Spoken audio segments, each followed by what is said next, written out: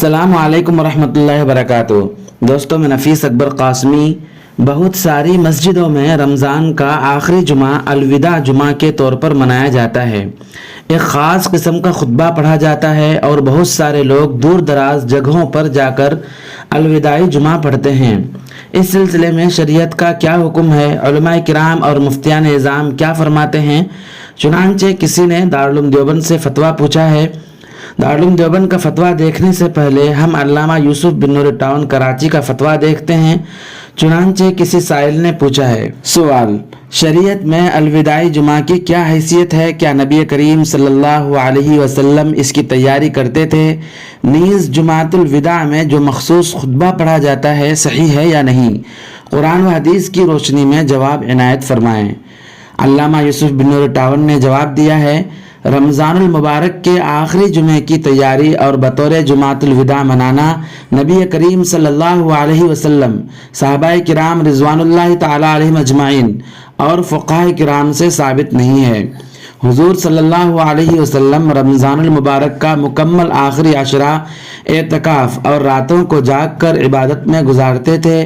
پورے عشرے میں عبادت کا اہتمام تو احادیث میں منقول ہے، لیکن آخری جمعے کے لیے نئے کپڑے سلوانا، تیاری کرنا یا خاص عبادت کرنا احادیث سے ثابت نہیں ہے۔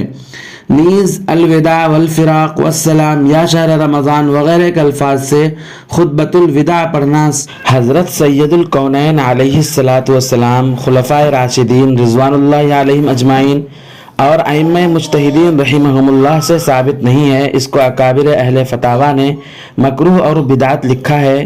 نیز بہت سارے علماء کرام نے اپنے اپنے فتاویٰ میں اس کو بدعت لکھا ہے۔ کسی نے دارالعلوم دیوبند سے سوال پوچھا ہے، سوال: الوداع جمعہ کا خطبہ کب سے شروع ہوا تھا؟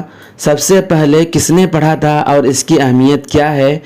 کیا الوداع جمعہ کے حقوق اور خطبہ الگ ہونے چاہیے یا پھر کوئی بھی خطبہ پڑھا جا سکتا ہے؟ دارالعلوم دیوبند نے جواب دیا ہے، بسم اللہ الرحمن الرحیم۔ الوداع جمعہ کا خطبہ کب سے شروع ہوا؟ سب سے پہلے اس خطبے کو کس نے پڑھا؟ اس کی صراحت مجھے نہیں مل سکی۔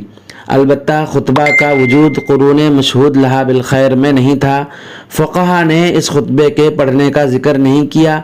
اس خطبے کی کوئی فضیلت ثابت نہیں، بلکہ علماء نے اس کو مکروہ و بدعت تک لکھا ہے۔ اس لیے رمضان کے آخری جمعے میں بھی عام خطبہ ہی پڑھا جائے۔ واللہ تعالی عالم۔ دارالفتہ دارالعلوم دیوبند۔ دوستو، ویڈیو کے تعلق سے آپ کا کیا خیال ہے؟ ایک پیارا سا کمنٹ کر کے ضرور بتلائیں۔ پھر ملتے ہیں کسی نئی ویڈیو کے ساتھ۔ السلام علیکم ورحمۃ اللہ وبرکاتہ۔